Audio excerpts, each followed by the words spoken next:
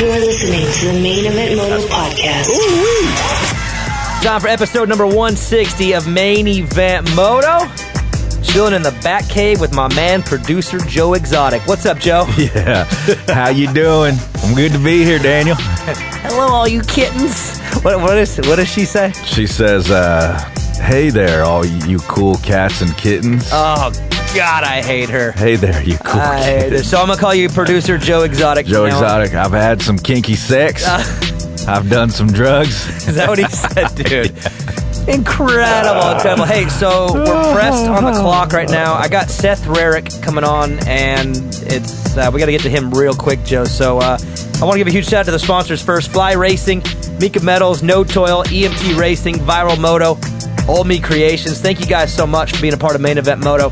Motosport.com, All-American Chevy of Killeen, screen printing done, Guts Racing, Scott USA, DRS suspension with Race Tech, and Law Tigers. Thank you guys for being a part of Main Event Moto and supporting us in these troubling times. Joe, I got Seth coming on in about a minute. Yeah. So before we get to him, what's up? What's up?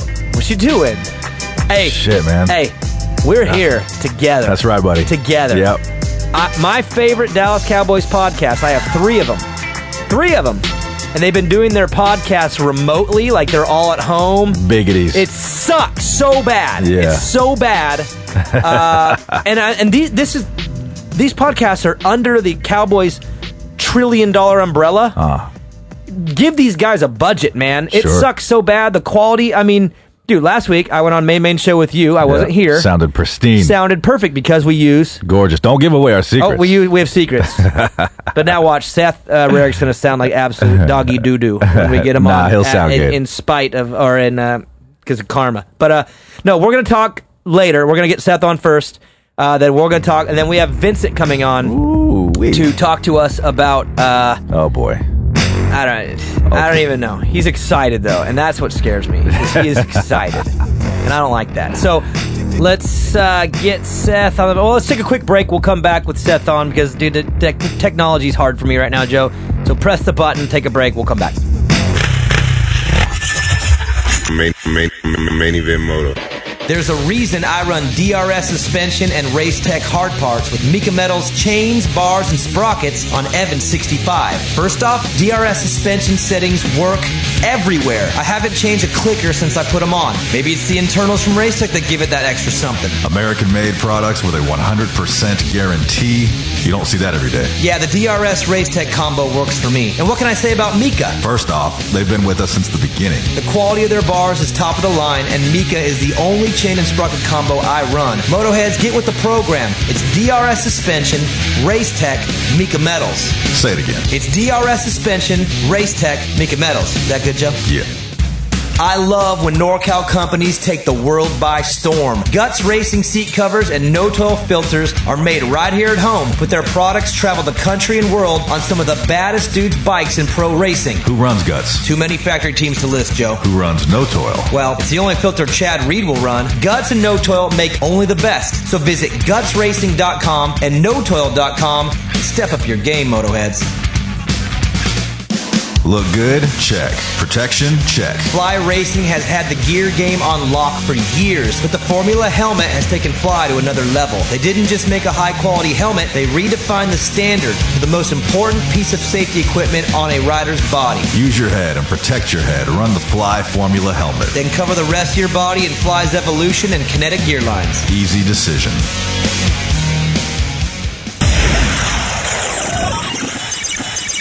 Main Event Moto Podcast.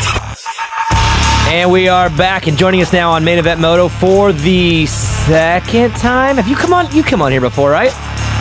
No, never, dude. Yeah, you have. I swear I haven't. This is Seth Rarick on the phone. Actually, it's on FaceTime, too. I'm looking at him. He's handsome, but I'm a little concerned. What's with the glasses and the tank top, dude? This don't look like you. Well, tank top because it's 1,000 degrees in Florida already. And the glasses, I wear my glasses every night. They're blue light glasses, trying to extend the eyeballs. I like it. I'm actually just trying to not look at you via FaceTime, but I'm really just giving you a bullshit answer covered up. All right. Hey, why are you black? Okay, I'm confused. When I texted you this morning and we were discussing times, you're like, oh, I'm back in Florida. When'd you go back? Because I thought you just got to California. No, I came back last Friday. 2 Fridays ago now. Because literally, as soon as I got to California, everything hit the fan of the whole coronavirus, and like that's the first state to go lockdown basically. And back here, it's not that bad right now. Yeah. What's Florida like? Like what's going on there? What's it look like there? Depends on the county that you're in. So okay. Orange County, which is Orlando, and so I live right on the town line of Orange County and Lake County. Yeah. Orange County is actually in a lockdown right now. You'd never know it by going outside though. Like I've never seen this many people running, cycling. It's crazy. I mean, it is really, really hot down here. That's why you have the tank top on. Yeah, exactly. Okay. But no, so Lake County, which I literally live right in the town line, and Lake County is Claremont and where everyone else lives. It's seriously, life is normal. The only thing is restaurants, you have to get the food to go. Right. But it's kind of crazy. Like yesterday I got a haircut, got my truck washed, grocery store, like everything. You can do anything you need to. But yeah, when I got to California, it was like the apocalypse, and all the TLD guys weren't able to ride or anything. So I wasn't. It's not that I wasn't needed out there, but we weren't really doing a whole lot. Right. And then also too, my fear was if this does get more serious and it gets like this across the U.S., I want to be at least in my own home. Right. You know? Okay. So a little background then on you. Obviously, raced. We're pretty fast from what I understand. I've never seen it, so I'll just believe the people I've talked to. They say you're pretty good. But then got into the training side of things, and then obviously that's progressed over the years. Now you're working. Do you technically work for the Baker's factory? Is that like who is Alden your boss, or how's that work? Yeah. Eldon's my boss. Kind of got a few bosses actually, but yeah, Eldon's Okay. Eldon's the main and then you moved to Florida, obviously, because that's where home base is for him. But from what I know, because I know you go back and forth, California, Florida, back and forth, depending on where certain riders are, because they're not all together anymore. TLD's more California-based now. So you kind of bounce around, correct? Yeah. When I first got the job, I'm mainly Florida. So yeah, I moved from Charlotte, North Carolina, got my place in Florida back in end of September. But pretty much I am mainly based here, but I go to California when I'm needed. So I had to go for 2 weeks in October, and I did not go back until right before A1. But then I was there for from the week before A1 all the way till Tampa Supercross. Right. Okay. And so, yeah, now my time's kind of split. Honestly, right now, I think it's a bit of a guessing game as to what's going to happen. I think everyone's wondering that. But in a normal world, yeah, I'd be here when the series is on the east, and then California when the series is on the west, if that makes sense. Yeah. And then also splitting my time with the riders. When outdoors comes, I think at one point everyone's going to be over here, so it'll be a bit easier. But I feel like in the summertime you'd want the boys all in the humidity and all that, right? I mean, that's ultimately where you'd want them. Ultimately, yeah. Okay. Yeah, for sure. Especially if we start at Florida round one. So with that, again, you flew out to California a couple weeks ago. Your timing was horrible. Couldn't have been worse. And it was the weather too, because it was raining like every day. And I'm like, and I know that you got there, and I talked to you, I think the day you got there, and you're like, I'm not exactly sure what the heck to do. I mean, we're all training off the bike, but everything, it's pouring down rain in SoCal, like nonstop too. And then all this stuff, and then everyone kind of shuts down. So again, I didn't know you had went back, but it does make sense now to be back there. I guess my question is, like, what are you guys doing now? Like, what do you do when you don't know when you're going to race again? Like, what do you do? Yeah, man, it's a bit Groundhog Day-ish right now. It's a really, really strange time. So I guess to back up a bit, when I initially got the flight to California, it was Monday before Indianapolis Supercross. And I was, that's when I got the flight, but I was going to fly out that weekend. I was going to go from Indy straight to California. At that point, everything was still good. There was rumors of Seattle being canceled, but other than that, life was normal. Well, as that week progressed, it just got worse and worse and worse to the point where, obviously Indy got canceled, and then I was in Florida for the weekend. Well, my flight was on Sunday. I was almost backing out of going just because I'm like, man, how serious is this going to get? Right. I didn't really know, and I got told just to go anyway because everything's still going to be as normal. obviously I got out there Monday. We went riding. Monday was our only normal day. And then after that, it was like, yeah, everything caved in. The whole state of California was shutting down. No one was able to ride. We were barely able to train. Even, obviously gyms were hard to come by. So, hey, even Nuevo got shut down. Yeah. No, exactly. Dude, So, it's like, seriously, it starts raining. There's a sand track on a hill, and then the cops show up and go, nah, you ain't riding here either. Dude, it was nuts, man. Like, from the time, like I said, I flew out there Sunday, and in a 4-day period, I wasn't even taking, I'm not going to lie, the whole coronavirus thing, I wasn't taking it even that serious. And then, in a very, very short window, I was like freaking out, and everyone out there was freaking out. And so anyway, I got back here. Well, then we came up with a new game plan. So the guys that were in California are pretty much weren't even allowed to ride with everything that's happening there. So when I got back to Florida 2 Fridays ago, our plan was to ride 2 days a week. We're going to ride Tuesday, Thursday, outdoors only. Just work on technique, like not hammered out motos, not killing don't push, right? I mean, because you got to take the risk into this, right? Like, look, guys, ride. Let's get better, but let's not twist this thing too hard. Exactly. So that was the initial game plan when I got back here. The guys were still training and whatnot. Well, then we rode so what's today? Monday? Yeah. So last Tuesday. So we rode last Tuesday, and then, Elvin called us in for a meeting afterwards, and pretty much Austria shut down, KTM Europe shut down, KTM North America is working from home. So that put us in a position where it was almost like we weren't told. We kind of actually he had all the riders, all the mechanics, myself and Mike Brown, everyone in there taking basically a team vote on what we should do as far as riding. And we all decided it's best for everyone to actually stay off the dirt bike now until right now, April 13th will be our first day back on the bike, or the guys' first day back on the bike, I should say. That's right now. I don't know. Obviously, we're planning on Florida round 1 outdoors June 13th, but right. I don't know. I mean, is that going to happen? We don't know, but we're going to be ready for that. So okay, so right now the plan is to be ready for that. If that, and that's what's crazy is, again, and I'll get into this later. Joe, we'll talk about it. Supercross obviously has had to, I guess, somewhat stay quiet on their plan because they can't. What I was told is they can't make a plan when you really don't know what the landscape's going to look like, because then you're going to back out of that plan, So they've been pushing all the way back, and now they've pushed back to the fall. Outdoors went out and said, this is the schedule if. And I applaud them for doing it, because they said, look, if things work out, this is what we're running, and if they have to adjust, they'll adjust. But they have that hard date of June whatever, so you guys have to operate as if that's round 1, because if it is, you can't be underprepared. And if it's not, then, oh well, you're prepared, right? I mean, did that date make it easier for you to build a plan because at least there was a date?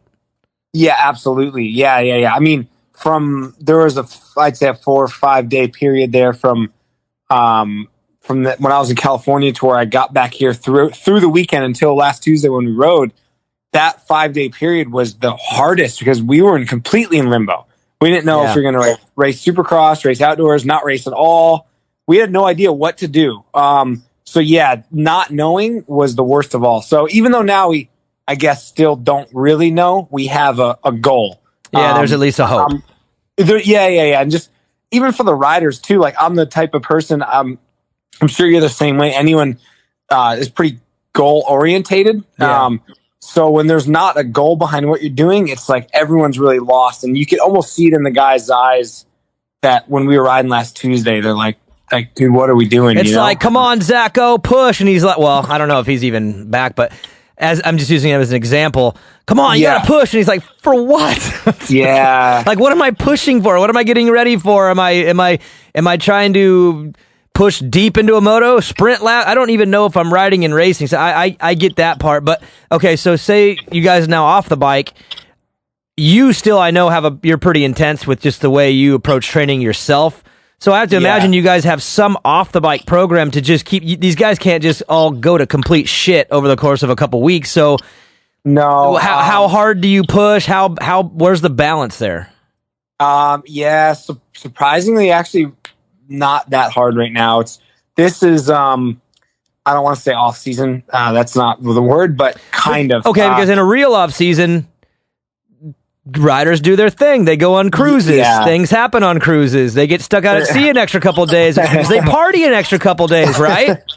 Right? Yeah. No. So it's also tough because they can't really do anything right now as far as, where are they going to go? Everything's closed. Right. So right now we're still cycling 5 days a week, running a couple days a week. We're doing gym a couple days a week, but everything's super tamed down and mellow compared to what it was like. Did you hear that, Joe? Everything's super tamed down and mellow. He just said 5 days a week on the road bike, still in the gym. Dude, that sounds like a heavy load for me and Joe. They're taking it off, though. They're taking it off. No, for you, it'd be probably the heaviest load you've ever done in your life. Ever. I mean, for us, we're literally vacation training right now. Oh, vacation training, Joe! What a luxury! just to look good for the beach, Hey, so what's it? All right, I know this sucks. Obviously, this sucks for everybody, but for some people, this still can turn into a positive somehow. Is that the case for someone like Zach, who now has the time to come back and get back to racing? Where before he was shot, like his Supercross was done, which means he was going to have low outdoor prep. Does this actually give someone like him a chance to recover? I mean, Cincerella's another one. I saw him riding today. Like, it seems like a chance for some guys to kind of fix things that kind of went to crap the last couple weeks. Oh, for sure. Yeah. I mean, I think no matter who you are, what situation you're in, it doesn't matter if you have the point seat or if you're coming off an injury or whatever the situation is. I think you have to look at it as a positive. If you don't, I think the rest of the year is just going to spiral downwards, Yeah. But no, you're right for sure. The guys that are a bit in a hole or coming back from an injury or things just weren't whatever the reason is, I think for sure it's a good reset button. I know, like Colt Nichols, he's been off the bike all year. Now he's got time to actually catch up, so to say, to where everyone else is. Or at least he can view it that way, like you don't have a title chance indoors. But he still, if things work out, he could maybe knock out a bunch of rounds at the end and make absolutely and have a great. He's the guy that can get in there and shake the points up. So right. No, for sure. I think it has to be looked at as a positive. I feel like right now everyone's really freaking out about this whole thing, and it's not really the way to look at it. I mean, it's not in any of our control. So what are you going to do? You just have to make the best of it. That's been my thought. And obviously, I know you and Jacob Hayes are good friends. I talk to Jacob all the time, and he's freaking out. Obviously, he races his dirt bike for a living, and there's no racing, so there's no living for him at the moment. And I told him the same thing: is like, this is happening. We're in the middle of it. There's nothing you can do, so you can kind of make a choice on how you want to look at it. Because at the end of this thing, we're going to come all out of it. And do you want 1, 2, or 3 months of complete anxiety, or do you want 1, 2, 3 months of some soul searching, improving your life in certain ways, or what? I mean, that you have a choice on how to approach it, and it's so hard because, dude, I have to imagine everyone's freaking out. I'm freaking out a lot, but I remind myself to just. You have a choice on how to look at it positively, and otherwise, what else am I going to do? There's nothing I could do about it. So I can imagine you guys all being in the same spot, and just making a choice on how you're going to treat this thing. No, absolutely, and it helps. It helps. I'm with my friends. I'm essentially my friends in this area, and I've been doing a whole. I mean, me personally, I'm not on vacation training. I've been training my butt off. I've been cycling more than I think. Yeah, you're a weirdo though. How's a love life, bro? Like, look, I got Maggie, I got a wife, I'm quarantined with a chick. What's going on in Seth's life? Yeah, how you getting by? I'm not really. That's kind of. I'm not at all. I really tell people it's peaks and valleys. Like people, like, oh man, I wish I could be like you. It's like, no, you don't, dude. You don't. Not there's a quarantine, dude. No one's wanting to mingle and play around right now. You never know who's got it. No, it's affecting me bad, dude. I'm in a serious drought. And like the quarantine thing, the chicks are taking it serious. Oh, I was gonna say, you're like, oh, come on, it's fine. They're like, no way, I'm not coming over. I thought it could work in my favor, but no, it's actually been. I thought it was like some kind of a joke, but they're serious. They're like, no, we're not allowed to leave our house. Like, what? Are you kidding me? Nah, you just got to lower the quality set. There's some out there that'll drive over. There's some that'll tough it out in these tough times. Yeah, well, ever since I moved to Florida, it's been a struggle. I don't really know any down here, so you need to get back up to Charlotte for a week or two and just head back. Exactly. You say it's a training vacation. You're on vacation. You got to get down there. But so what are you doing on your day to day then outside of the like again? I know you train personally, and I know you're still in contact with the guys. But are you getting like what are you doing in a quarantine? Like, are you playing video games like my brother, or what are you doing? No, it's kind of funny. So Pierce Brown is staying with me right now. So you're babysitting. Well, no, you said about the video games. You reminded me he went and bought an Xbox yesterday, and I'm seriously about to throw it in the garbage. I'm so anti-video games, it's not even funny. But anyway, no, it's definitely a bit Groundhog Day-ish. Eldon obviously owns a huge facility, and there's always work to do out there. So he's had me and Brownie go out there and help a couple days a week, whatever it may be, mowing or weed whacking or something, cleaning the shop. But to be honest, I don't even mind it just because I'm going so crazy, you know? Do something, right? It's better than doing nothing. Yeah, so a couple days a week we've been doing that. Like I said, we're still cycling with the guys 4 or 5 days a week. Like tomorrow we have a gym, they're going on a run. But basically outside of work, what I'm actually responsible for, me and Brownie have just been absolutely hammering miles on the road bikes. Nice. Like, that's all we do. It took Dino for his first century this past Saturday. Oh, I saw that. He did the all 100. How'd he do? He seemed shot after. Yeah. He was. I'll talk good about it. He was good. He did. Hey, did he give it his all? Or no, did he not? Or did he not give it his all? No, he was good. I was gonna hate on him a little bit because he literally never pulled one time, but it's okay. First 100-mile ride, I'll give him a mulligan. So I went recently with Jacob, and we went to my buddy Mike's house and did a little training, like a CrossFit kind of cycle training. Where you do the stations for whatever. Oh yeah, I bet you crushed it, dude. Oh, I did. I got through it better than anybody. And Jacob was like, dude, I don't know how you are getting through this thing. And I said, dude, when you're only putting out 20% effort, like I could have gone for 2 hours at the amount I was putting in. Like my heart rate never broke 120. It's not that hard to do. So yeah, again, it all comes down to effort. He actually though, he gave it his all. He was dying after, but that was when he still thought he was racing soon. So if we were to do it all over right now, he'd have been at 20% too. But have you watched Tiger King yet? Yeah, I have. What'd you think? Tiger King, and I'm on to Ozark now. Oh yeah, I just saw Ozark dropped. I'm starting that tonight. I'm fired up for season. Are you season 1, 2? You've already gone through the first 2 before? No, yeah, but I've blitzed those. I'm on season 3. Okay. How far are you in? Just episode 3, I think. How's it? How we doing on Ozark? Is it good? No, it's good. But I watched season 1 and 2 like a couple of years ago. So okay. So so I just started season 3. All right, we'll forget that. Let's talk Tiger King for a second. Then. Yeah, Tiger. Hey, you're not far. You're not far from Carroll, dude. No, dude. I was thinking about swinging by there and finishing what Joe started. Oh, don't say that, dude. You'll end up in the pen, man. Yeah, I know, right? Hey, how great was that show, though? Joe got screwed, dude. I like. He did. Joe. He did. I do, man. I just, Hey, when it was all said and done, I turned to my wife. I said, "Screw Carroll, screw Jeff Lowe." Yeah, screw Jeff Lowe. That guy. Joe Exotic for president, 2024, baby. When he gets out, for sure. Yeah. He'll get reduced, right? He'll get his sentence reduced. No, he needs to. But Jeff Lowe, I'm not a fan. I'm not either. And neither his con artist buddy there, the supposed. Hitman, the hired hitman. Oh, Alan. How is he not in trouble? Oh, he's shady. No, but how about the walking Chucky doll? Oh, the walking Chucky doll. Yeah. It's great. That show was brilliant. You know what? There was not a better time in this world to drop Tiger King on all of us. That's all I have to say. Is because at other times in my life, I don't know. I would have liked it, but I don't think I would have been able to like really embrace it. But this quarantine gave me the chance to really get in there deep in Tiger King, become like passionately connected to these characters and grow a lot of hatred towards most of them. And I'm with you, bro. Joe got screwed. I'm Team Joe. Team Joe. No, Joe. I think Joe's a good-hearted dude. The rest of them are not. I don't think Joe knew how to deal with the fame, dude. The fame got too much for him. He couldn't handle it. He got aggressive when he got famous. Peaks and valleys, man. Peaks and valleys. Well, he ended on a really bad valley, dude. So let's just hope that Seth Rarick doesn't end up like Joe when he's in a valley. Dude, I hope not.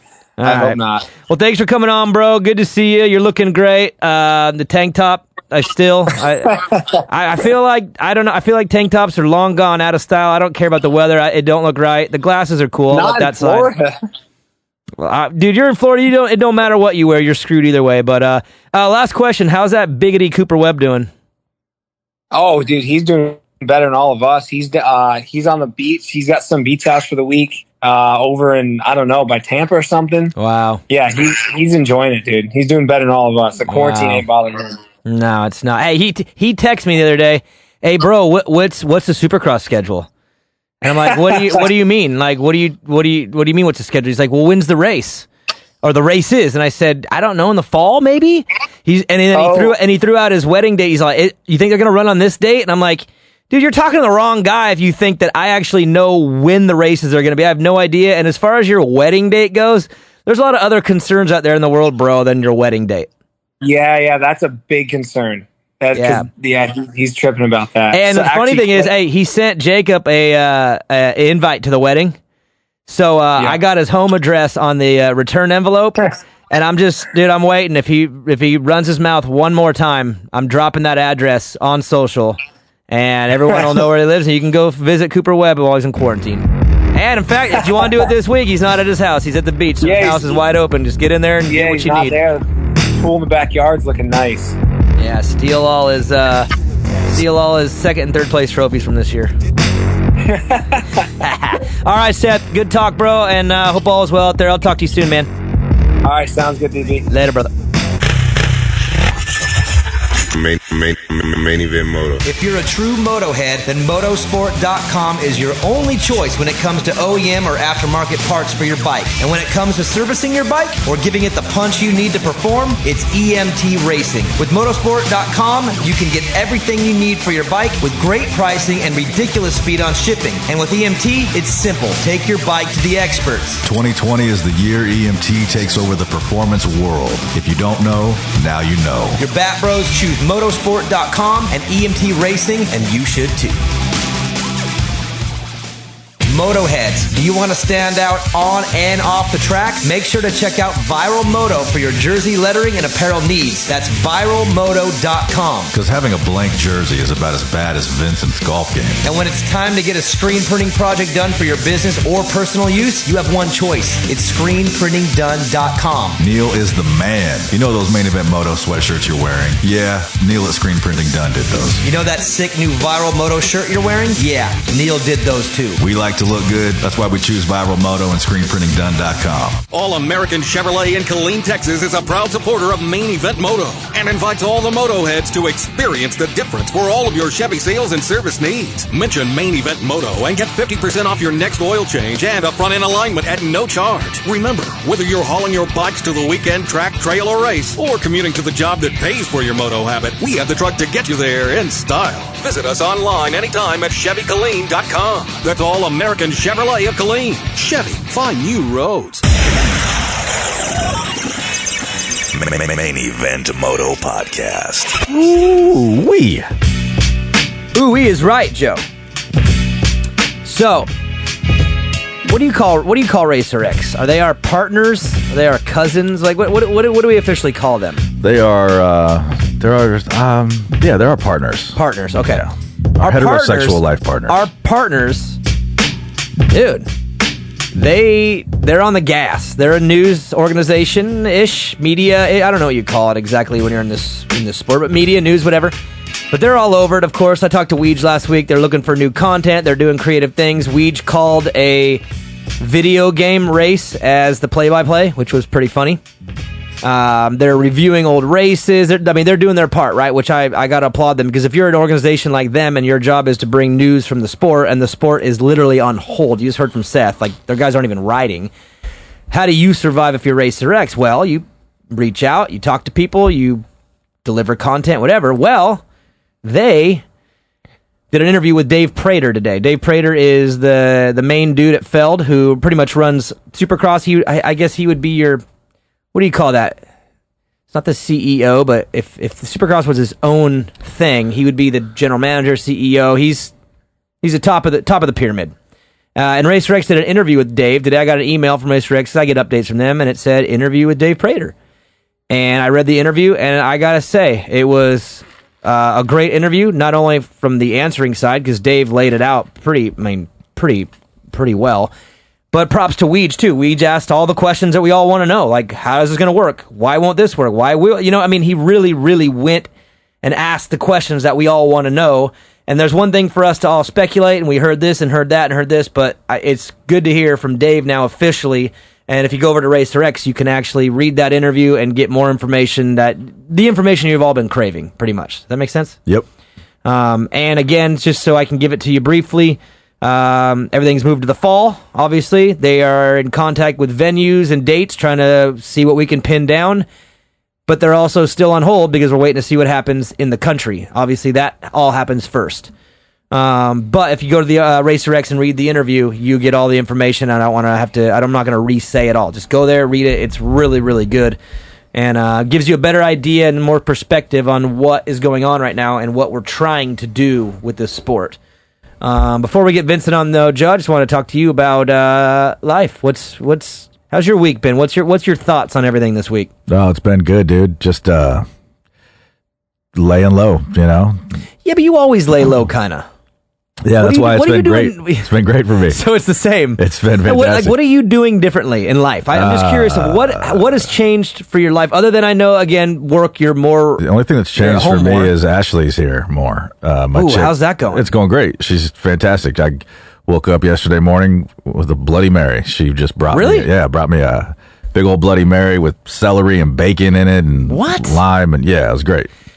Breakfast. So is this the most time you guys have spent together, like, daily in a while? Yeah. Oh, yeah, for sure. Yeah. Because with work with both of you, you guys, you got your schedule figured out, but this is different. Yeah, she's... Like, you turn the corner and she's handling there. business. And then She's you turn taking the care of next the house. corner, and then she's there. Yeah, it's awesome. I love it. Right. We get I think great. Maggie's sick of me. She probably is. Like, I'm not sick of her. I feel like I like her more than ever, but maybe that's because I think she's sick of me. Well, you're a tornado. She's more chill. Like, you're a wild man. Yeah, but something has changed for sure. Like, I could tell she's bugged with me, and that makes me bugged, so I'm trying even harder. Oh, trying harder to what? To not bug her or to bug her? No, to bug her more. Oh, damn. Because I'm like that. So I've been like... Trying to antagonize her? Just... Yeah, but I've been good because I know what she likes. So I've been being better. I've been getting up a little earlier than her. I got making a little coffee. She told me one day randomly, like last weekend, I just want to wake up and lay in bed and watch TV with my coffee. So the next morning I got up, knocked it out of the park. Ooh. And I've been trying to do things like that more to compensate the fact that I know I'm driving her nuts too. Because I'm annoying. Man. Smart man. I'm really annoying. Like if you're married to me and you're not really giving me the attention that I want, I get really annoying. And that's where I'm at right now. What's your day-to-day like with this whole lockdown thing? Oh, man. Well, Eagle Grit, we're a hand cleaner business, and we have supporting products, obviously, cleaners and stuff like that. Does your stuff sanitize? It doesn't. See, and you'd probably be getting asked that a lot. Every customer, because we have roughly 500 customers that we deliver to in person. That's like, we're like a route. We're like almost like a janitorial type company, but we don't do that stuff. We just do the cleaning supplies. Every single customer has been asking Brian, yo, do you got antibacterial? Do you have disinfectant? Do you have toilet paper? And it's like, no, and hell no. And yes, and yes, we should have, because, who saw this coming? You know what I mean? But the truth is our items aren't that. That's you got to go through, I think the EPA. There's a lot of certificates and stuff you need to even have the chemicals allowed to do that. We're not at that level. We're still somewhat of a startup. So, it's been busy though. Like online's been out of control. Sales have been crazy. Again, for California being locked down, it's not locked down. It's like people are out and working, and that part has been normal, if not maybe even an uptick. But definitely, like, life has changed because the kids are home every day. How's that going? Oh, they're annoying. They're annoying. Are they having to do schoolwork, or is there just no schoolwork happening? No, Maggie went to the school. They gave them like a curriculum. They have their little like iPad computer things that they have at school. So now they have whatever. We're being pretty good about it. Maggie, dude, like a boss, created a schedule, put it on the wall too, so the kids could read it and understand it. Like they get a little window in the morning to play on Nintendo, whatever. And Elena's been Mario World and Mario Kart hard, like for a week. Then they have to go outside and play. Then they do their schoolwork. Then they have lunch and they go outside. Like she's got a real set schedule to where they're not just kind of going down one path. And it's been cool, but the problem is like they butt heads. So like we're almost just dealing with them because they're the best friends in the whole wide world, and then they're mortal enemies over nothing so fast. So just managing that's been a nightmare. And then of course, like, again, me and Maggie just being around. It's one thing for me to be around. It's another thing for me to be really around and be right there all the time. As a kid, this must just seem like an adventure. No, that's what I was curious about is what you think. Two questions I have for you. Number one, what do you think the next generation is, how they're going to respond to this? Because you got to remember, we're right in the trenches of this thing, right? We're in our mid-30s.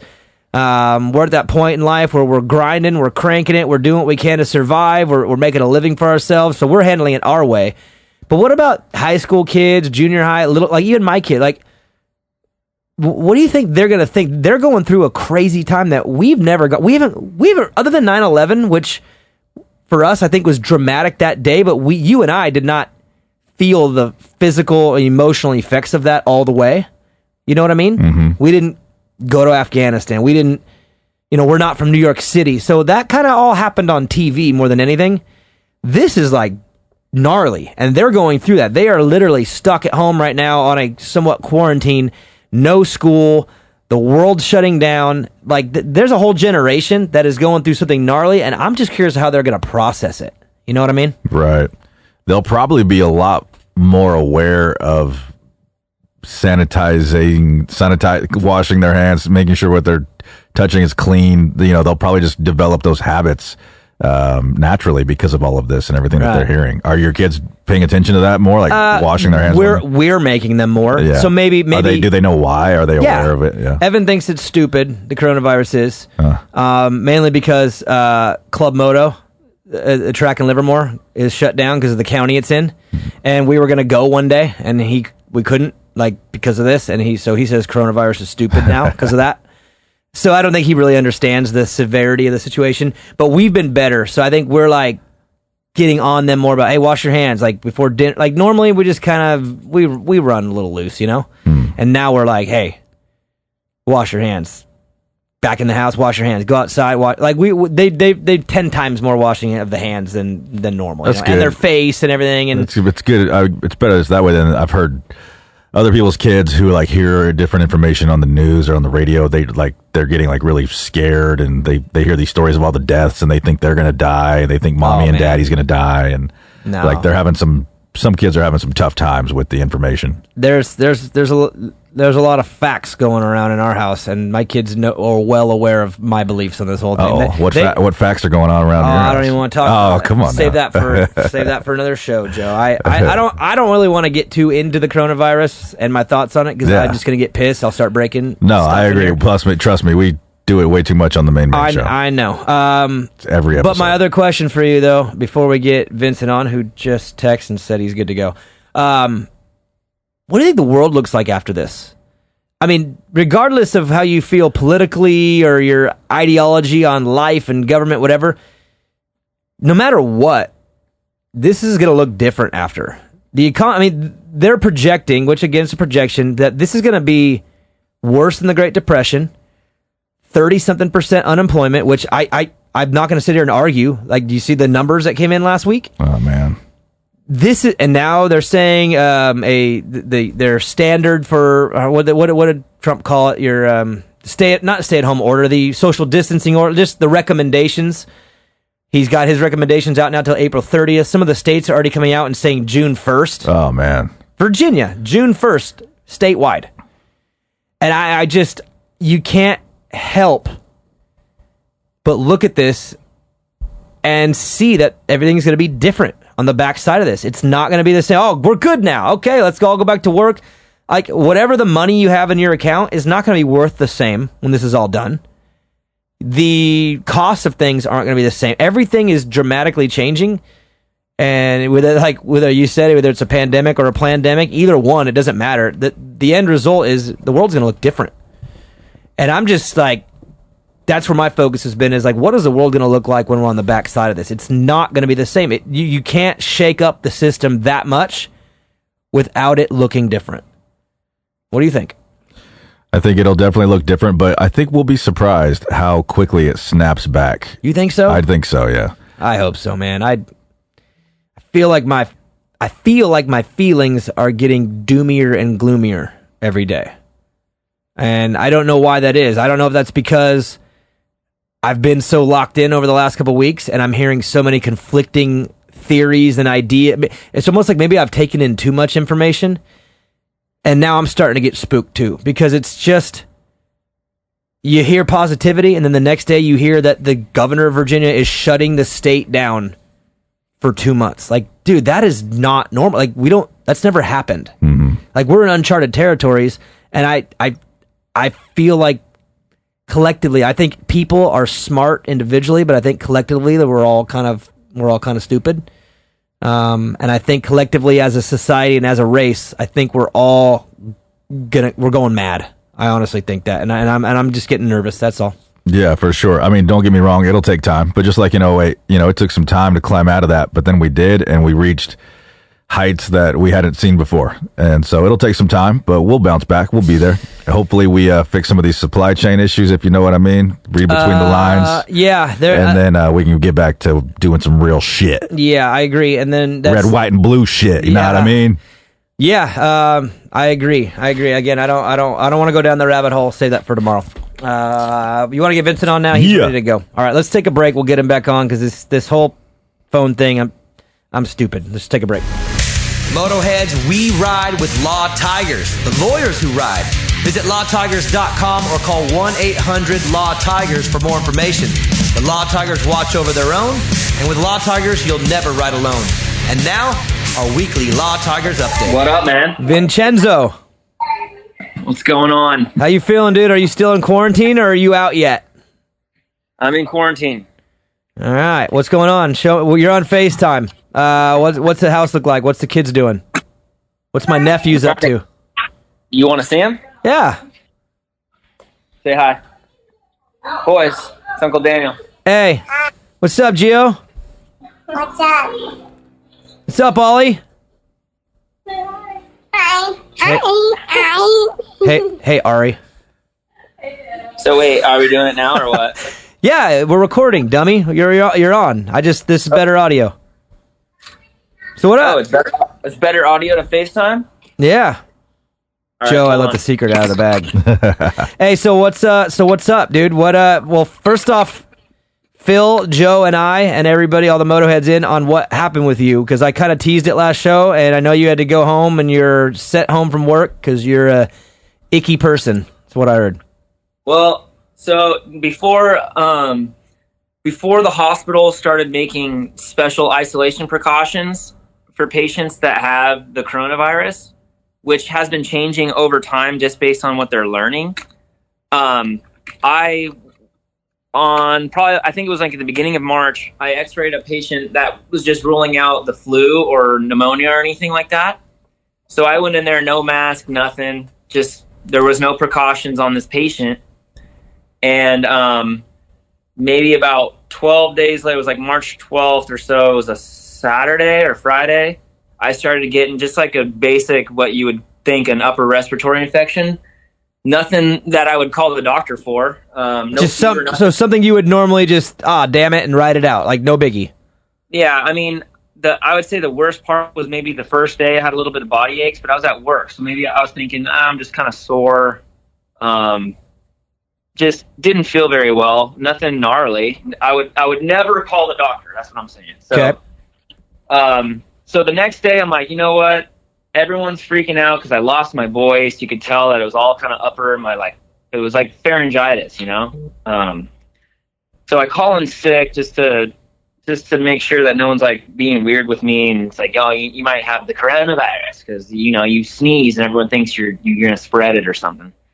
So I'm at home and my manager calls me and said, hey, the infection control just called me and let us know that a few people in our department were exposed to a patient that was positive coronavirus before the isolation precautions, and you were one of them. So you need to contact an infectious disease doctor and let him know what's going on, because he knew that I called in sick. So the ruling is, since there's a 14-day period, it was on day 12 when I started getting sick. So my doctor was like, look, you don't have a fever, you don't have any of these things, and we're not going to test you because you don't fit the protocol at that time. I don't know what it is now to get a test. But they were like, you have to just ride this out for 14 days. And as if you did have the virus, because I'm a healthcare worker, the last thing you want is me infecting everybody that comes in, for their knee x-rays. You come in for knee pain and you will walk out with corona. Right.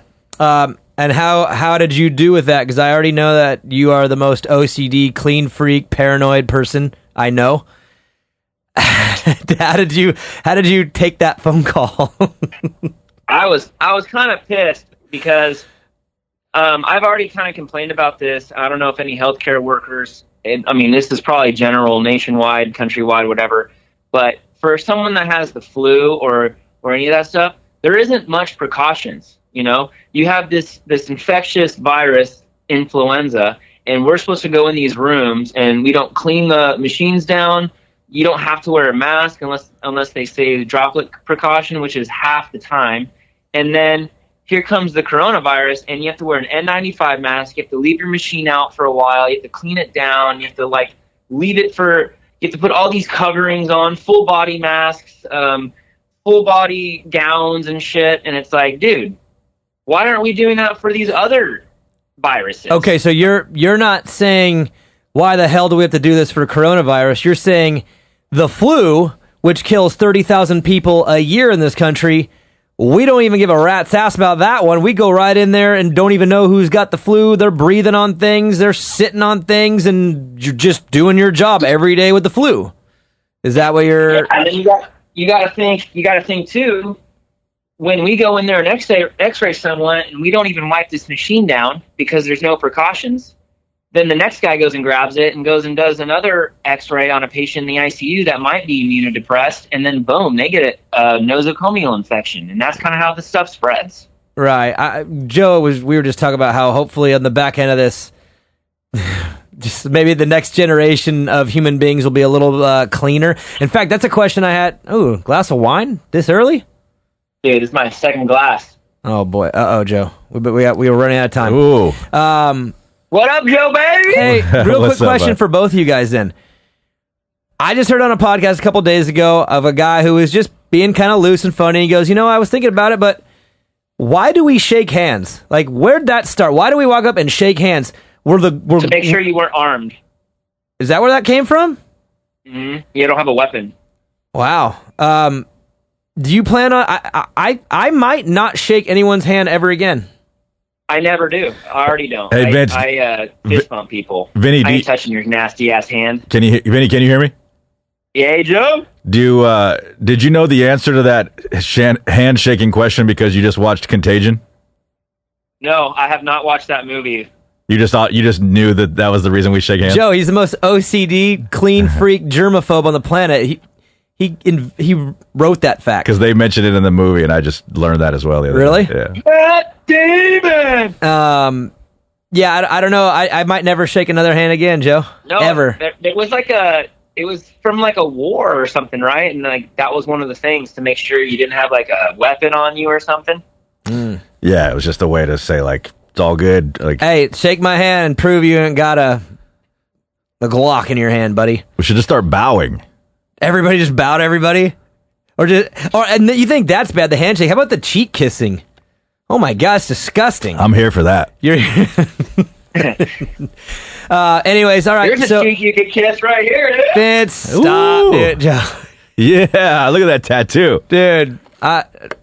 I should have known better FaceTiming him. I figured that was going to come out eventually. Vincent has a V with a money sign tattooed on his left ass cheek, and it looks good. Vince, it's stretched a little since your younger years, but looks all right. Hey, so So you're feeling fine now, and then when do you go back to work? I work on Friday. The doctor said that technically I can go back to work after 3 days of no symptoms, but he didn't really tell me what symptoms they are because my symptoms weren't anything too crazy. I think the worst I was probably a few days ago, where I had just so much stuff I was hawking up. But it, like I said, it wasn't the same as it was the same as any upper respiratory infection. I mean, we get them all the time, and now I'm getting allergies. So who knows? So what do you think about this whole thing, just from you being in the field that you're in? And I know, like, you're like me, you source information. You're looking for information all the time. Where do you sit on this? I mean, I haven't even talked to you about this, so I'm kind of curious of what you even think about what's going on. And just to be clear, at least, so my thoughts are out there. I separate the virus from the economy big time. I think those are both things that need to be taken care of. And that's just where I stand on this. Are you, Joe? Are you in the same boat as me on that? Like, they're entwined, but do you look at it separately when you take the information in? Yeah, they are entwined, but there are things we could do separately. They're not mutually exclusive, but then they also are. Okay. What do you think, Vince? On what part? Just both. I guess in general. Just curious your thoughts. So, as far as the virus go, are you asking, like, is this causing an economic thing? Oh no, it is. That's not. It is for sure. I guess let's start with the virus, just from what you know and just being in the field you're in. What do you think? What do you know? From the beginning, from like seriously 2 weeks ago, they had these crazy precautions. They do this on purpose because the CDC isn't going to be blamed for doing something wrong. So they create a huge level of precautions that you do with these patients. They had to wear N95 masks, face shields, gowns. Wait. So they go a little over the top because they don't want to be the ones that didn't do enough? Is that what you're saying? Yeah, so we were wearing these TB masks. N95 mask is like, people wear these in construction. It just stops a very small particle, like airborne, right? Yeah. Droplet precaution is when about 6 to 9 feet, if you're 6 to 9 feet from someone that's sick, from this virus that's a specific one, like a droplet, then if you're wearing a mask, when they sneeze or cough, it'll catch onto the mask. It doesn't get inhaled through it. The N95 mask will literally stop the inhaling. That's why you can't wear it. But it can land on it. It can land on it. Yeah. So right before I went on my isolation, they lifted the N95 precaution. Now it's just a droplet precaution, right? Right. So now they know that the virus is heavy enough to where it doesn't stay in the air very long. Similar to like TB is airborne. The flu is a droplet. All the other coronaviruses are droplet. They knew that, but they were doing it before they had legitimate proof. So over time, they're lowering the precautions of it, and then eventually, when they know exactly what it is, then they'll have their exact precaution for it, which will probably be just a droplet mask, just a basic mask. How about again, region by region, it's different, but. Are we not getting that hit that hard where we are, or are you seeing that, or have you heard that? Like, no. So that's the one thing I wanted to explain, maybe to anyone that's listening. If they're watching the news and they're saying, "Oh, America has the highest case or the highest amount of deaths and all that stuff," that is only because we are testing more than anybody else. The number of cases and the amount of spread that we're doing here in this country literally has nothing. There's nothing in common, because if we didn't do any testing at all, we would have 0 cases. You see what I'm saying? Yeah. That's the irony, Joe. If we were not testing, there would be no cases of it. We're testing more than anybody. Yeah, and our numbers are skyrocketing, not because it's spreading like that. It's because they're actually being able to test for it. Right. God. So they're saying pathophysiologists are already studying that we're already past a huge peak, that most people are getting this virus and getting no symptoms and just spreading it to others, and we're having the herd immunity already. And these are coming from like CDC docs and some other places. But what I wanted to I don't know if people have been watching also about the therapy that people are getting, the hydroxychloroquine, the medication, the malaria drug. That's been around for how many years? 20-something? Oh, I think like 70, more than that. I think the one that they're using right now that I read that the one that they're using now that's supposedly working has been like 22 years, something like that. That actual formula has been out there and has been tried and tested and proven to work for malaria. They're saying, oh, I can't use it on this, can't use it on this, and then they're using it on this, and it's working too. Yeah, the good news about it is that it's been tested and approved by the FDA, so you don't have to do any of that, and that's why they're able to just give it to people. So the next step is doing what they call a double-blind placebo test, basically, and that is to confirm that it does work. And it's like the greatest test you can do when it comes to the scientific community, and that's why Trump was saying, I expect the economy and everyone going back to work, this whole quarantine thing is going to end by Easter, because they're expecting these tests to be done by that time, and they're already knowing that it's probably going to work because it's showing that it's working already. Right. So that was why he was saying that, right?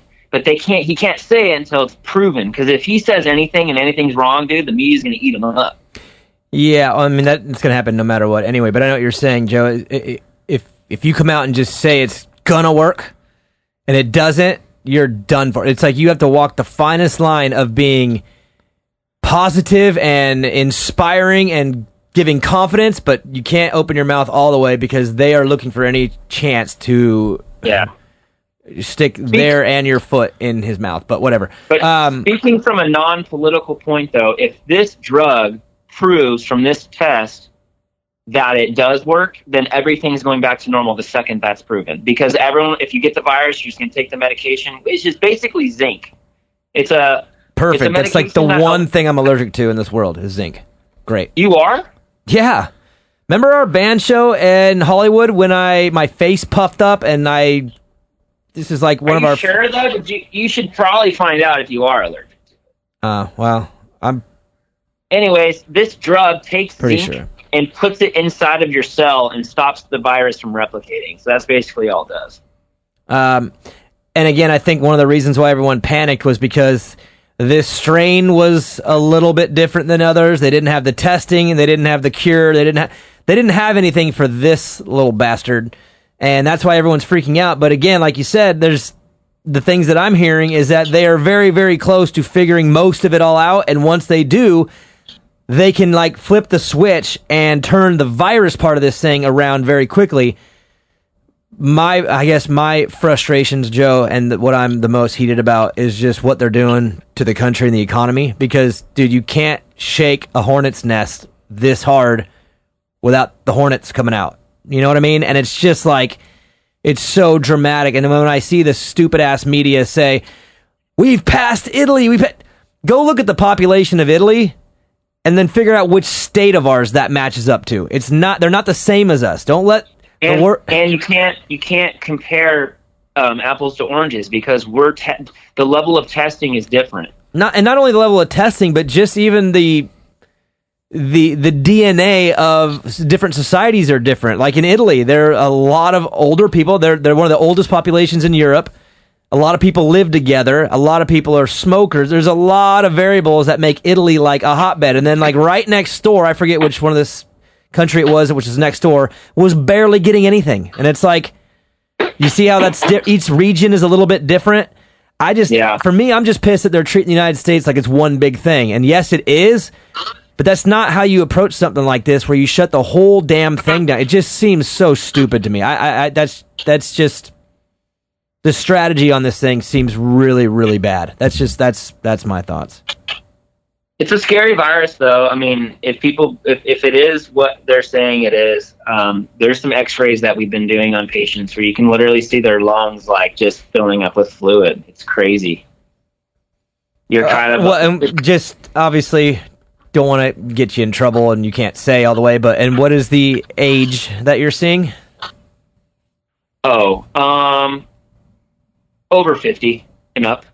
Because from what I understood in the beginning it was all over 80. and then it came down. But now, from what I understand, it's the more time frame is somewhere between like 60 and 75. That's what they've adjusted it to. Yeah. What I think it is, if you have, it's really weird too, because kids don't really get anything from it. So my theory is that because it attacks the bottom part of your lungs, the lower portion. And I think maybe when like kids, they can't take like a big inhale or something, or their immune system's strong enough to fight it, because most people that have no symptoms will have that upper respiratory infection instead of lower, right? Yeah. So maybe their body catches it before. People with like any type of lung problems, or if they're susceptible to it, they're the ones that seem to be having these huge, like, it's viral pneumonia in your entire lungs. It's not like in a one spot, where pneumonia is usually in like one area of your lung on one of them. You could have, this is like double pneumonia all the way through. It like starts in the bottom and just works its way up, and your body can't clear out the inflammation and gunk and swelling and all that stuff. Pretty soon, then you need oxygen and a ventilator and all that stuff. It sucks. Hey, Joe, why do you think the media calls it the coronavirus instead of telling the public that there's thousands of coronaviruses that they've been tracking? That they've been what? There's 7. 7 what? Coronaviruses. There's more than 7. There's 4. There's 4 coronaviruses that cause the common cold, and then you have SARS, MERS, and now SARS-2. This one. I kind of feel like those might be the popular ones that have gotten out there, but I think there's way more than that. I think there's like thousands of different strains of this. I'm sure there is, but if you look up, there's 4 common strains, 4 strains that give you the common cold. You can look them up. They're numbered, and then you have SARS, MERS, and now this one. Those are like the main ones that are always going around in circulation. Unless you want to start making out with a snake or something and create a new one, but sounds fun. Seth just was saying he's in a valley. He might go for it. You never know, dude. Ozzy Osbourne might have started the very first coronavirus when he ate that bat. Damn it! It was Ozzy the whole time, Joe. So Vince, what do you think's going to happen? What's your guess? From the just all this, like what's the next 1 month, 3 months, and 6 months look like, and just as a guess? The non-tinfoil hat version? Yeah. Why? Because why do you have a tinfoil hat version? Because I got. Dude, who doesn't? I got like 10 of them. I got 10 of them, dude. They all sound gnarly. No, what's your non-tinfoil hat version of what you think is going to happen? Best case. This virus was really caused by some dude giving CPR to a snake, and now we're all dying from it, then it's going to be probably the longest, probably a month longer. A month longer of all this weird unknown crap before this all turns around is what you're saying? So your hope and guess would be like in May we turn around. Yeah, and then what's cool, what people might not realize too, is that this is an acute attack on our economy and our country. It's not some sort of political or economic mistake that has been growing and popping. So when this goes back to normal, everything goes back to killing it again. It's not like some weird bubble, right? I don't know, man. You don't think so? No. Why not? Because there's too many. Maybe I'm biased because I'm a healthcare worker. I'm not losing my job. What I'm just saying is I know that businesses are all shutting down the doors, and I think it takes a lot more than to just open the doors back up and bring everyone on. I don't think it's going to come on that quick. And personally, I think the entertainment industry, sporting event, I think there's going to be I think it's going to be a battle to bring that all back, because I just don't think people are going to have the incomes. I mean, you saw about this check that everyone's getting. That sounds great for April, but dude, there's more cause and effect, and there's more things down the line that are going to be affected by this thing. You can't shut the economy off for a month and then think it's going to be normal. I hope so, but I just do not believe it's going to be normal and it's going to be quick. Did you read about this whole stimulus plan that our U.S. Treasury is taking over the Federal Reserve? Is that? Yeah, that's complicated though. I've read a lot about that. My theory on that is if they do that, then are debts forgiven? Not necessarily. And then it's complicated too because I feel like that's a little bit of the issue, Joe. The tinfoil hat. Okay. I was just saying I don't even want to go down that path because then you're going to open up a can of worms. I just feel like that can go a lot of places. And I think there's more involved than just what we're. You want me to say another side of me that I'm like? I don't know if everyone else feels this way, but of all the pandemics that happened, like with swine flu not that long ago, none of this ever happened. And even at work, at people I talk to, this just seems very, very, very overboard on multiple levels when it comes to this. Because we shut this country down over 3 deaths, you know? And we had 60 million confirmed cases of swine flu, and everyone was still sharing planes and licking their fingers after wiping their butts, dude, and it didn't matter. Show title, Joe? Licking your fingers after wiping your butts. Man. Here's some numbers. What I mean, though? I do know what you mean. Here's why I'm...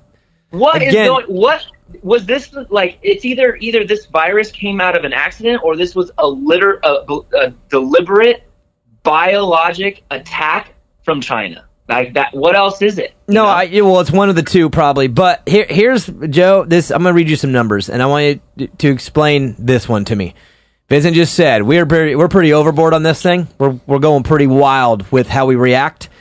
Did you know that this year, from January 1st to March 25th, a couple days ago, 113,000 deaths of the flu worldwide. Okay, this is from the WHO too. 228,000 from malaria this year. That's 250,000 people died of malaria this year. 249,000 suicides this year. 313,000 deaths by traffic fatalities.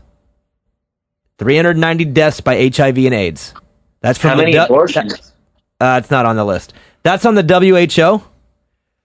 21,000 coronavirus deaths. And look, if this thing is as gnarly as they say and they got to shut it down, okay, whatever. Explain to me why we don't give an F about everything else. Dude, that's what I've been saying this whole time. And explain to me why over half the cases are in New York City, but you got to shut down Lincoln, Nebraska, and Provo, Utah, and just start naming off the places in this country that are literally completely shut down when this is a regional virus. It's regional. And why is the entire country shut down? And then Joe, $6 trillion, not even a recovery. It's not even a recovery or a stimulus. It's like a relief. It's like, here's $6 trillion into the economy just to calm all you down. No, shutting the damn thing. Did they take over the Fed and take that money and give it to all of us? That's what I don't know. It's weird. No, that don't work. I don't have answers. I just have questions, and all my questions are just. Again, I don't want to get. I feel like every step I go, Joe, it makes me want to go down the rabbit hole. I don't want to go there. I'm trying not to do that on this show. So, anyways, Vince, how about this? I can tell you this right now. Whether the tinfoil hatters are true, are right and correct, or not, or this is just a normal thing, you will know probably before the end of April. Really? Sure. Yeah, have to. You can't go that long. No one can sit in their house for this long, dude. That's what I was gonna say. I maybe that's the feelings I'm starting to get, Joe. It's a little bit of restlessness where I'm so sick of tuning into the news or looking at the sources that I go to for information and nobody really knowing anything. Like, how come no one knows anything, but everyone's got all these different theories? It's making it worse and worse. And how long can the American public go with this whole we don't really know thing? Mm-hmm. I mean, how about the 98% of people who probably won't get that royally sick from it sitting at their home going, you know what? I'm over it. You guys need to open it up, man. Why are we so caring about spreading one virus when the flu kills these people too? If you have lung problems and you're 85 years old, you're going to die from it. You know, why are you being suddenly super caring about spreading one virus out of the 100 that you probably already did? Every year. For how many years? Every month, dude. every time you go to a restaurant and sit down, there's an 85-year-old person that might sit down next to you or after you, and you are sick and you don't even know it, and you're spreading it. That's like, I don't understand the biased hypocrisy when you're like, oh, you need to be really careful not spreading this random virus, out of 100 that could really kill these people that are, immunodeficient.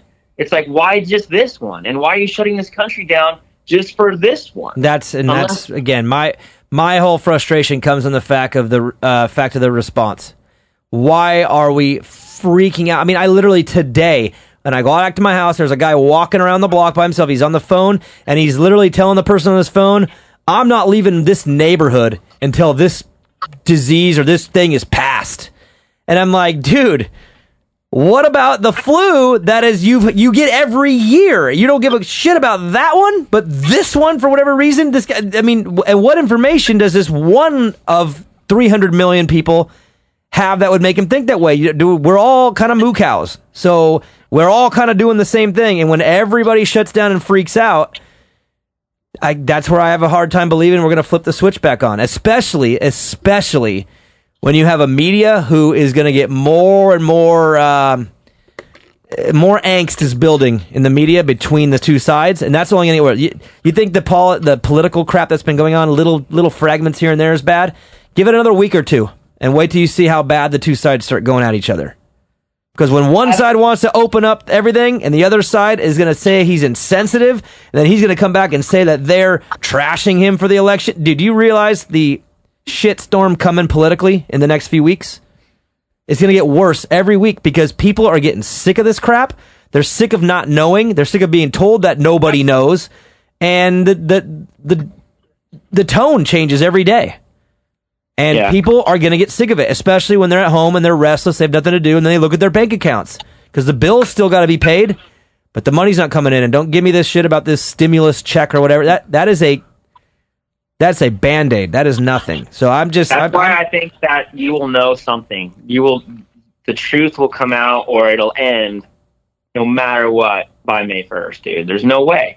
We can't go another month like this.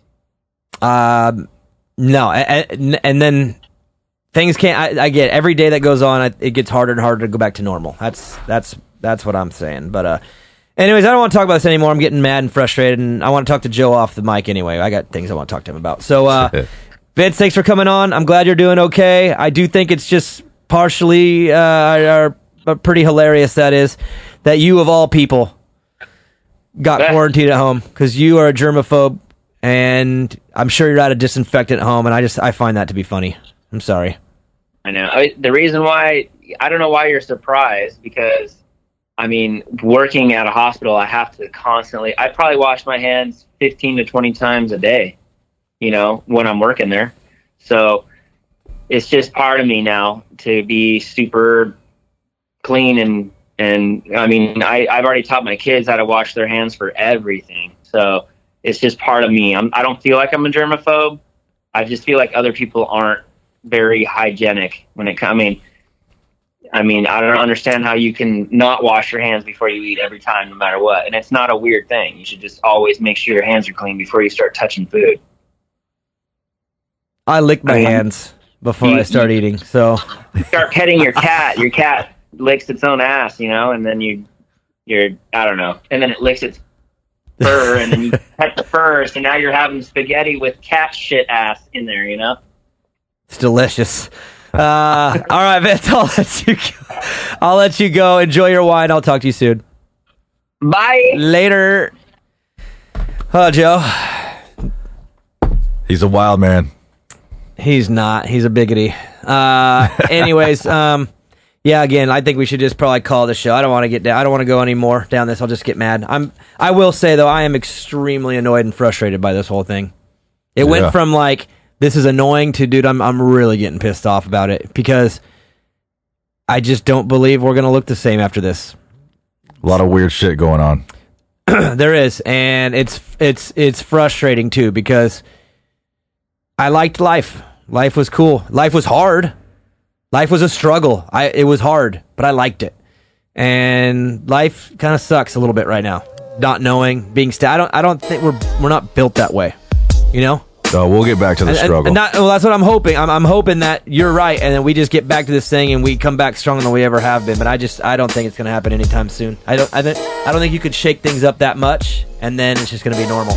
It might take a couple of years, but we'll get back.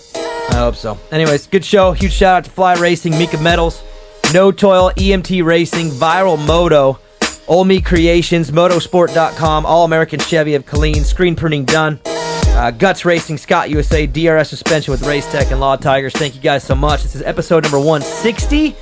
Are we doing a show next week or the next week? What? I know we had planned to take one of them off. What do you want to do? I don't know. We'll have to see what's up. All right. Next week is a maybe. But if we don't go next week, we'll be back the next one. And if we do the next one, we won't be at the next one. Or something. It's a maybe. Good show. Thanks, Joe. Talk to you Motohead soon.